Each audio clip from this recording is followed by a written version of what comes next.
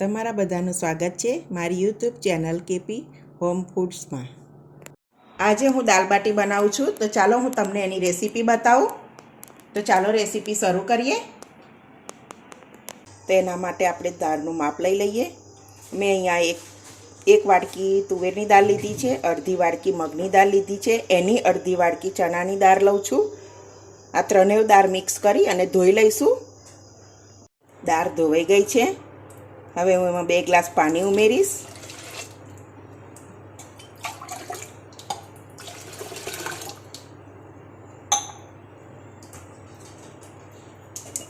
થોડું મીઠું નાખીશું હમણાં।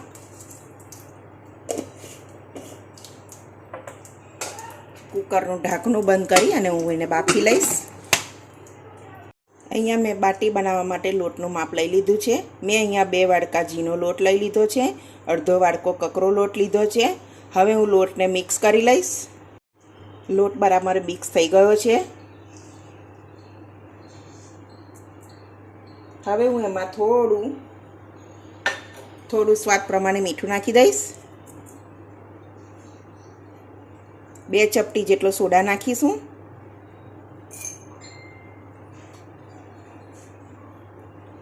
અડધી ટીસ્પૂન જેટલો હું અજમો લઉં છું, એને મસળીને લઈ લઈશ।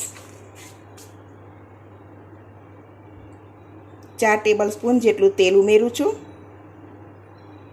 મોવન થોડુંક સરખું નાખવાનું। હવે બધો લોટ મિક્સ કરી લઈશું। થોડું પાણી નાખીને હું લોટ બાંધી લઈશ।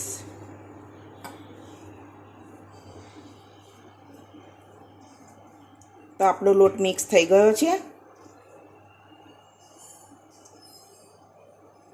હવે હું એમાં થોડું પાણી ઉમેરીશ અને લોટ બાંધી લઈશ। લોટ બહુ ઢીલો પણ નહીં અને કઠણ પણ નહીં એવો બાંધવાનો બાટી માટે।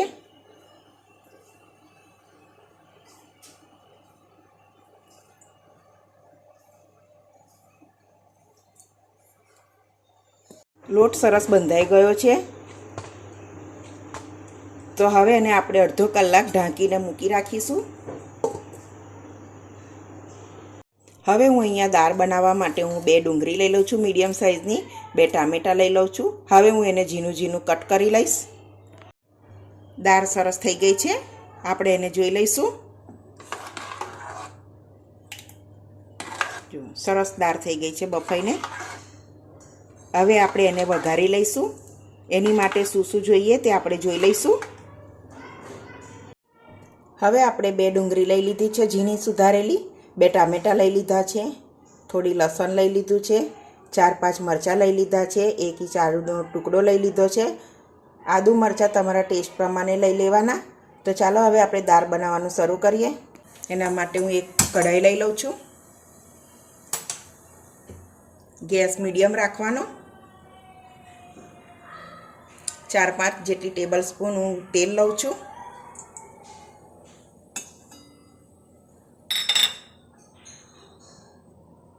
તેલને ગરમ થવા દઈશ બરાબર।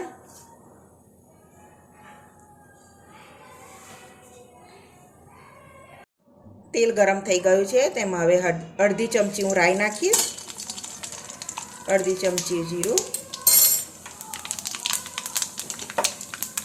આદુ મરચાંની પેસ્ટ, મરચાં, સોતે કરી લઈશું।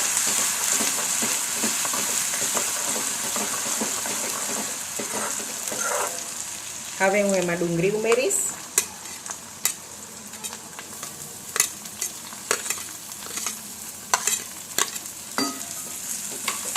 ડુંગળીને બરાબર સોતે કરી લેવાની।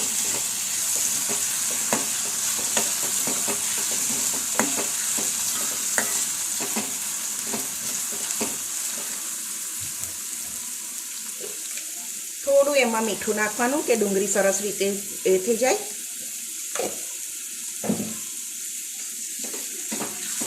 ધીમા તાપે એને સરસ રીતે હલાવતું રહેવાનું।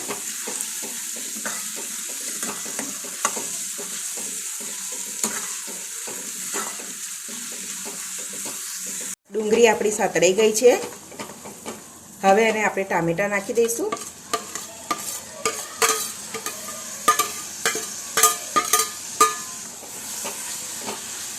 ટામેટાને પણ એવી રીતે સાતળી લેવાના.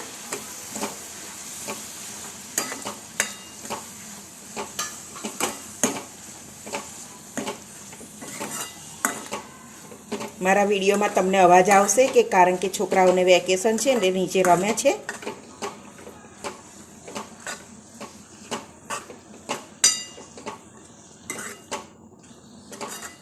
ટામેટા સોફ્ટ ના થાય ત્યાં સુધી એને સાતળી લઈશું. હવે સરસ શેકાઈ ગયું છે બંને. હવે આપણે એને મસાલા કરી દઈશું. અડધી ટેબલ સ્પૂન હું હળદર નાખું છું. 1 ટેબલ સ્પૂન હું ધાણા જીરું, 2 ટેબલ સ્પૂન લાલ મરચું, 1 ટેબલ સ્પૂન મસાલો ગરમ. હવે એને બધું મિક્સ કરી લઈશું.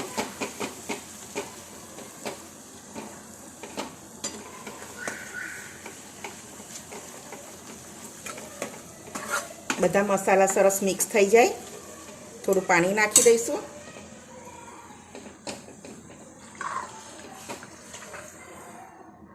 ને અહીંયા 1 ગ્લાસ પાણી રેડી છે હમણાં.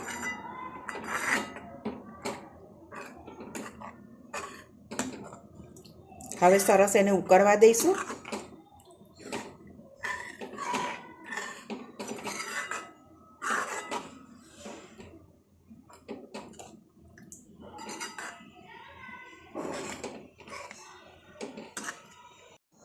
સરસ ઉકળી ગયું છે. હવે આપણે એને દાળમાં મિક્સ કરી લઈશું.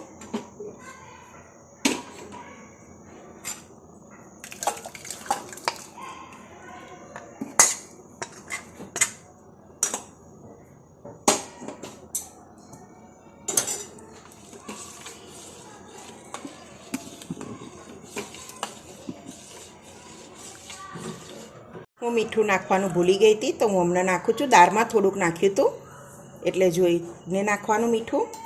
હવે એને બરાબર મિક્સ કરી લઈશું.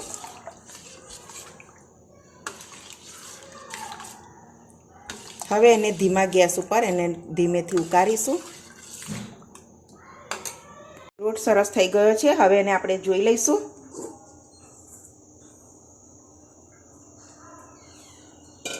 સરસ થઈ ગયો છે લોટ.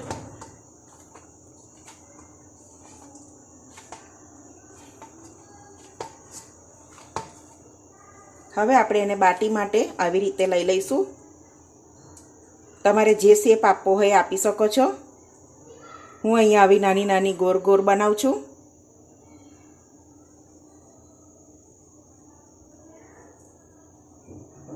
બધી બાટી આવી રીતે બનાવી લઈશ.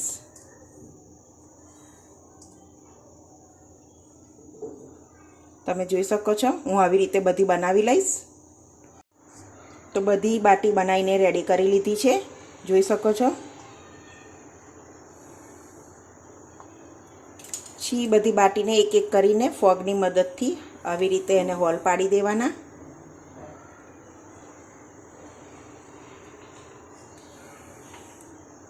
અંદર સુધી સરસ રીતે બફાઈ જાય, કાચી ન લાગે.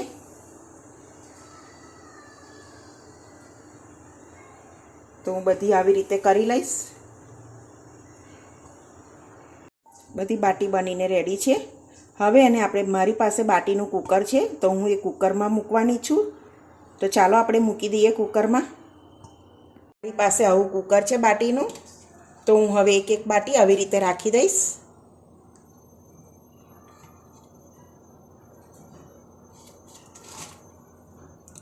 આમાં બાટી સરસ બને છે.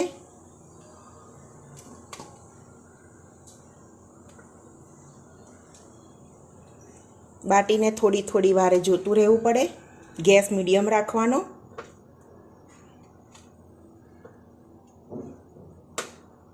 તો આપણી બધી બાટી ગોઠવાઈ ગઈ છે.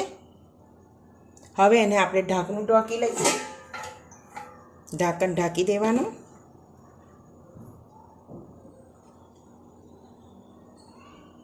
હવે એને બફાવા દઈશું. તે બાટીનું કુકર મૂકી દીધું છે. હવે બાટી શેકાશે. એને શેકાતા અડધો કલાક લાગે છે. એ આપણે વચમાં થોડી વાર જોતા રહીશું. હું અહીંયા લસણની ચટણી બનાવું છું.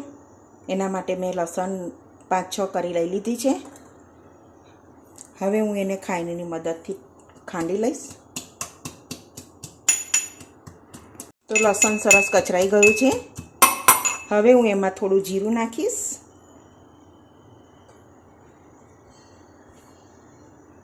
બે ચમચી લાલ મરચું નાખીશ. હવે હું એને ફરી ખાંડી લઈશ. તો હવે આપણે આ લસણની ચટણી બનાવવા માટે ચાલુ કરીએ. મેં અહીંયા અડધી વાડકી જેટલું તેલ લીધું છે. તેલને બરાબર ગરમ થવા દઈશ.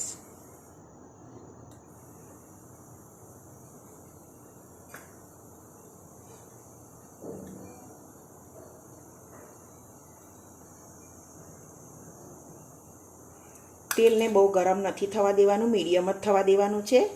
તો આપણું મરચું બળી ના જાય. આપણે આ લસણની જે પેસ્ટ બનાવી છે તે હવે આપણે તેલમાં ઉમેરી દઈશું.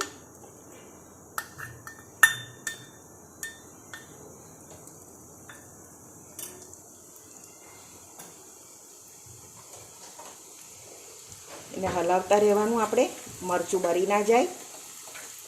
ગેસ ધીમો જ રાખવાનો છે.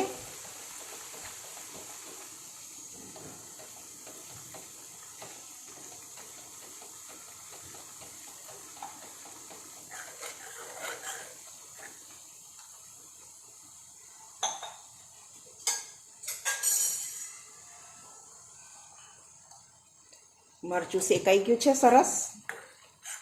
હવે આપણે એમાં 1 ચમચી દહીં નાખી દઈશું.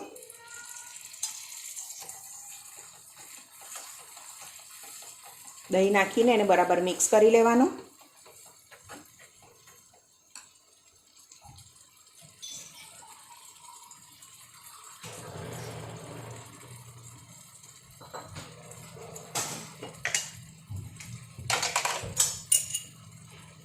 આપણે એમાં થોડું મીઠું એડ કરીશું.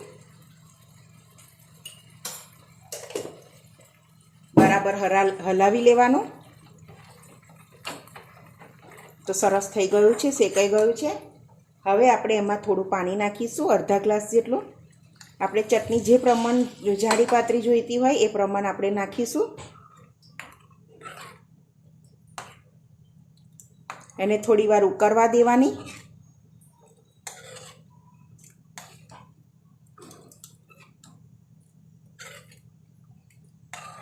આવી રીતે બનાવશો તો ચટણી સરસ બનશે ને બાટી જોડે બહુ સરસ લાગે છે.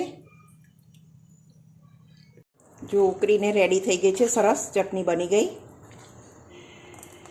આપણે આને બાઉલમાં કાઢી લઈશું. ત્યાં સુધી આપણે બાટી જોઈ લઈશું.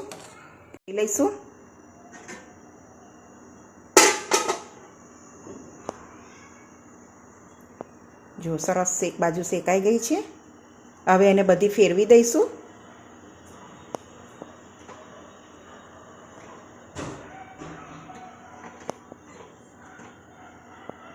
બાટી ફેરવાઈ ગઈ છે. હવે થોડી વાર હજુ પણ એને રહેવા દઈશું.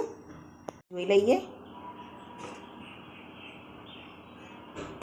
તો બધી બાટી શેકાઈને તૈયાર થઈ ગઈ છે. સરસ થઈ ગઈ છે. જુઓ, એક બાજુ આપણી દાળ પણ ઉકળી ગઈ છે સરસ. તો આપણે બધી બાટી કાઢી લઈશું. બાટી શેકાઈને રેડી થઈ ગઈ છે. હવે એને આપણે એક એક કરીને ઘીમાં બોરી દઈશું. પલાળી દેવાની છે ઘીમાં. આવી રીતે એને આખી ગોળ ગોળ ફેરવી અને પલાળી દેવાની.